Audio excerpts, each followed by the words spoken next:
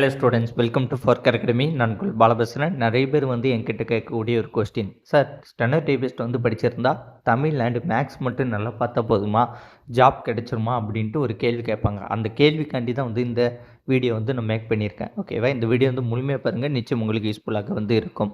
Okay, இந்த வாட்டி steno typist படித்தவங்களுக்கு எத்தனை கொஸ்டின்ஸ் போட்டிருந்தா வேலை கிடைக்குன்னு பார்த்தீங்கன்னா, கிட்டத்தட்ட நான் பார்த்த அளவிற்கு ஒரு 150 கொஸ்டின் இல்லைனா அதற்கு மேலே போட்டவங்களுக்கு ஜாப் கிடைப்பதற்கான வாய்ப்புகள் இருக்குது. இது பார்த்திங்கன்னா நிறைய கம்யூனிட்டியை பொறுத்த வரைக்கும் மாறுபடும். இப்போ ஜென்ரல், பிசி, எம்பிசின்னா கொஞ்சம் கொஸ்டின்ஸ் அதிகமாக போட்டிருந்தால் கிடைக்கிற மாதிரி இருக்கும். பிசி, முஸ்லீம், எஸ்சி, எஸ்சி, எஸ்டின்னா கொஞ்சம் கொஸ்டின்ஸ்கள் குறைவாக போட்டிருந்தாலும் ஸ்டெனோ டைபிஸ்டில் வேலை கிடைப்பதற்கான வாய்ப்புகள் இருக்கிறது.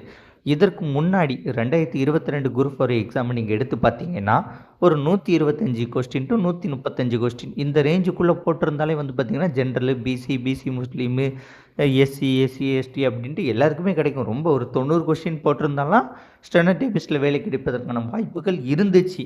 ஓகேவா? எப்போ 2022 குரூப் 4ல்.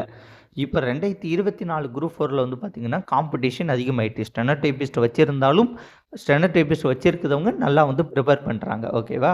அதே மாதிரி இன்னொரு விஷயம் என்னென்னா 2022 குரூப் 4லலாம் 1 லோயர் 1 ஹையருக்கே ஸ்டெனோ டைபிஸ்டில் ஜாப் கிடச்சிச்சு. 2019 அப்படி தான் 1 லோயர் 1 ஹையருக்குலாம் ஸ்டெனோ டைபிஸ்டில் ஜாப் கிடச்சிச்சு. ஆனால் 2024 ஸ்டெனோ டைபிஸ்ட் போத் ஹையர் முடித்தவங்களே பார்த்திங்கன்னா நிறைய பேர் இருக்காங்க.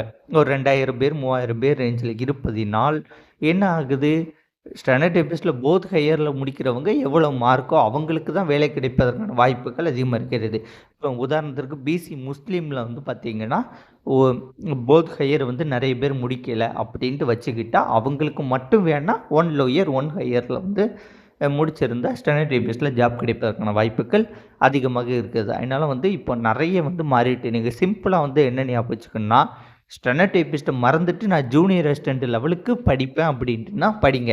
ஓகேவா? நீங்கள் ஜூனியர் அசிஸ்டண்ட் லெவலில் படிக்கும்போது உங்களுக்கு ஒரு 160 கொஸ்டின் வருதுன்னா அப்போ உங்களுக்கு ஸ்டெனோ டைபிஸ்ட் உதவி பண்ணி உங்களுக்கு ஜாப் வாங்க வைக்குமே தவிர, நான் ஸ்டெனோ டைபிஸ்ட் படிச்சிருக்கேன், தமிழ் மேக்ஸை நல்லா பார்த்துட்டு ஜிஎஸ்ஸை சும்மா லைட்டாக பார்த்துட்டு போனால் எனக்கு ஜாப் கிடைக்குமான்னு கேட்டிங்கன்னா கண்டிப்பாக இனிமேல் வரக்கூடிய காலத்தில் கிடைப்பதற்கான வாய்ப்புகள் இல்லை.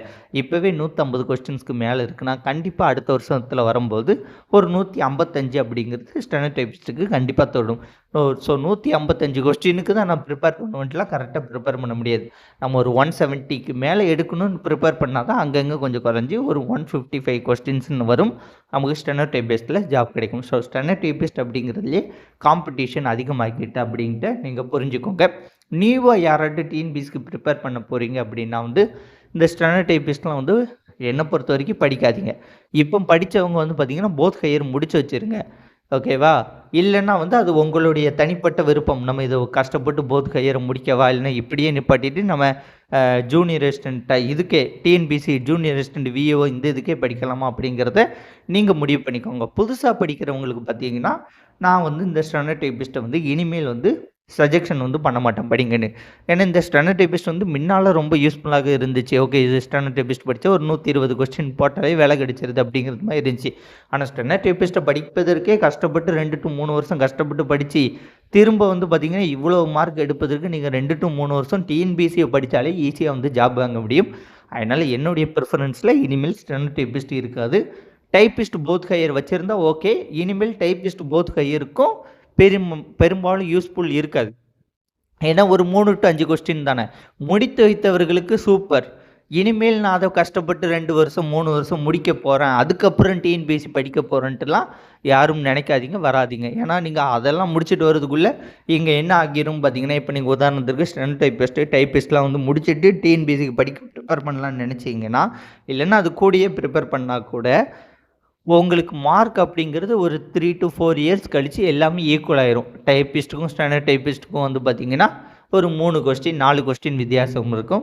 ஜூனியர் அசிஸ்டண்ட்டுக்கும் டைப்பிஸ்ட்டுக்குமான வித்தியாசம் 1 கொஸ்டின் 2 கொஸ்டின் இருக்கும். இது கம்யூனிட்டியை பொறுத்து தான் கொஞ்சம் கொஞ்சம் மாறும். இப்போ எஸ்டி, எஸ்சிஏ, எஸ்சி, பிசி முஸ்லீமில் மட்டும்தான் கொஞ்சம் டிஃப்ரென்ஷியேட் இருக்கும். ஜென்ரல், பிசி, எம்பிசிக்கெலாம் பெரும்பாலும் இருக்காது. ஸோ இனிமேல் கொஞ்சம் திங்க் பண்ணிவிட்டு இந்த ஸ்டெனோ டைபிஸ்ட் கிளாஸ்க்கெலாம் ஜாயின் பண்ணுங்கள்.